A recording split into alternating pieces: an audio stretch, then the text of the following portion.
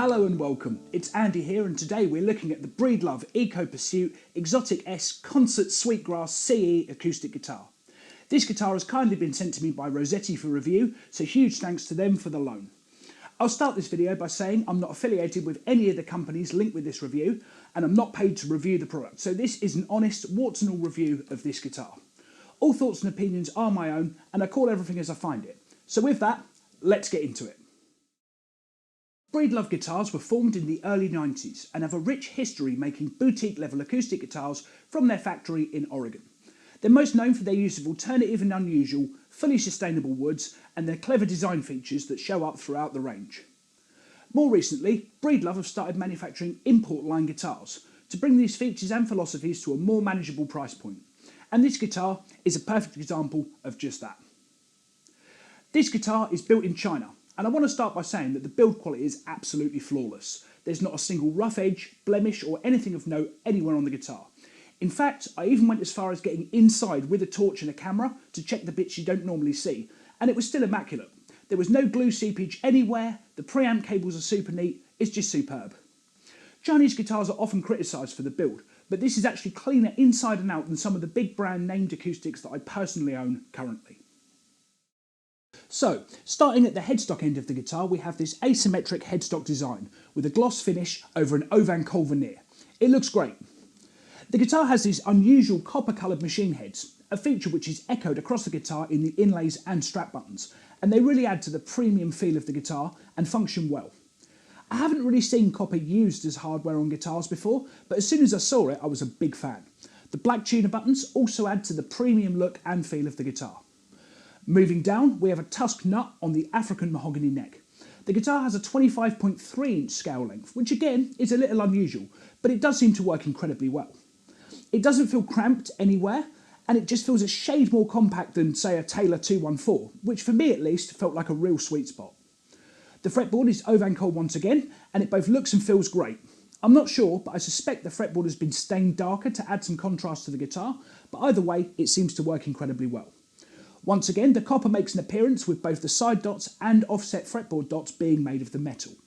Again, I've not seen copper markers before, but I'm a huge fan of how they look, and it's a welcome change from the usual plastics that are often used these days. The neck has a low-tack, semi-gloss finish to it, and a nice shallow C profile.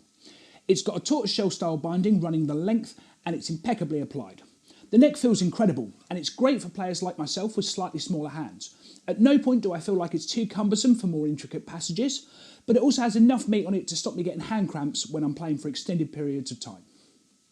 The 20 frets are immaculately fitted and dressed with no buzzing or high spots anywhere, and no sharp edges.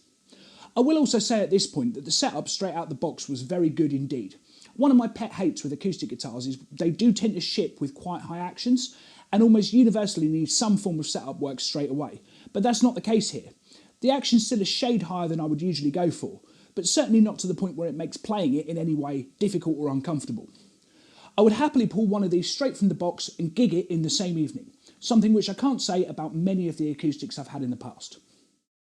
Just to cut in for a moment, if you like what you see, don't forget to like this video and subscribe to the channel, where you'll find more gear reviews as well as lessons, industry advice, tour blogs and much more. But for now, back to the review. Moving to the body, and we're greeted by this awesome looking solid myrtle wood top, finished in this subtle burst which Breedlove calls Sweetgrass. Each top is obviously unique as it's a real wood solid top, and this one has a gorgeous flame to it and a lovely two-tone grain which is accentuated further by its finish. I'd like to take a moment to talk about the woods that Breedlove use here. You may have noticed the word eco in the rather long name of the guitar. This is owing to Breedlove's use of sustainable woods for all of its guitars. They don't use any clear-cut woods, which basically means wood that is cut down in large amounts to save on costs, but instead use wood from sustainable sources while still retaining good tonal qualities. The main wood used on this model is the previously mentioned myrtle wood, a wood that is native to Oregon and has seemingly fantastic tonal spectrums.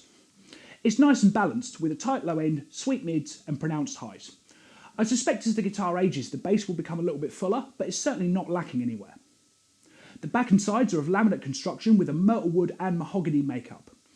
Breedlove don't use the typical softwood centres in their laminate constructions, and I suspect that has a lot to do with the great sound this guitar produces.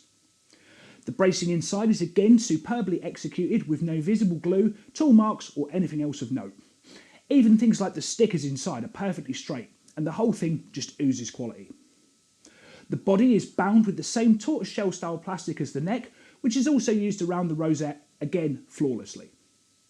The body shape is Breedlove's own concert shape. It's not the largest body style they do, but it's still big enough not to feel like a small body guitar. The soft, Venetian style cutaway gives great access to the upper frets, and still has enough depth for the guitar to sit well on either knee. The guitar also features Breedlove's pinless bridge system. It's a rear loading bridge, meaning there's no pins to worry about, and once again, I'm quite a big fan. String changes seem to be much quicker, and although I can't compare it to a traditional system on the same guitar, it doesn't seem to negatively affect anything tonally. Another feature worth pointing out on the body is the strap buttons. Once again finished in copper, the rear button is mounted further forwards towards the top of the guitar, which seems to push the upper part of the guitar into the player's body rather than tipping it away. It's such a small detail, but really does seem to make a difference when playing standing up. Electronics are courtesy of Fishman, with the tried and tested Presys 1. It's a simple preamp and undersaddle piezo system, and features a volume dial, phase and contour switches, and an onboard tuner. I was sceptical about a lack of tone controls, but after playing it, I actually realised it's a setup that works remarkably well. The contour switch scoops the mids into a preset EQ, basically giving two stock tones to work with. Anything else can be adjusted through the desk or your acoustic amp. I found I needed minimal EQing at those points to get a pleasing tone from this guitar. The tuner works as well as most inbuilt systems. It's not the most accurate system ever, but it gets pretty close, and that's par for the course for just about every one of these systems I've tried in the past. There's a combination jack and battery compartment below the rear strap button, and while I do think that strap button mounted jacks look cleaner, there is an argument for the system used here. Firstly, the external access to the battery is great, and it means you don't have to venture inside the guitar every time it needs changing. And the jack socket means the strap button can actually be of a size that fits the strap well, especially as some of the combo button input systems can be annoyingly big. So final thoughts on this guitar. I'm absolutely blown away with just how good it is. It's early in the year, but the guitar is already on my shortlist for my guitar of the year. The fit and finish is incredible, surpassing even the big named offerings around the same or even slightly higher price points. It sounds unreal, just the right amount of jangle and shimmer when I'm strumming, but retaining its detail and roundness under fingerpicking. The neck is great, it's absolutely gorgeous to look at, and if I'm honest, I'm really struggling to find anything I don't like about it, to the point where I'm seriously considering replacing my old faithful Taylor with one of these as a gigging guitar. The only slight niggle I have, and it is slight, is that it would have been nice if it came with a case, but they're so easily sourced, it's certainly not a deal breaker. Let's now have a listen to some audio clips of this guitar. I'm using a Rode NT1A condenser mic as well as the inbuilt piezo system, and I'll show them individually and blended together.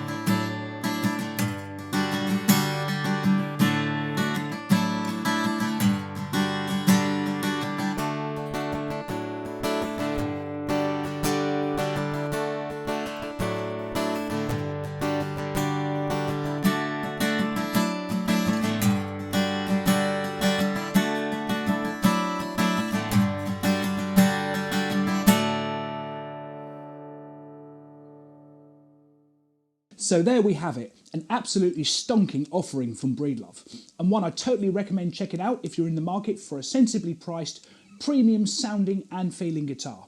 I hope you've enjoyed this review, and I will see you next time.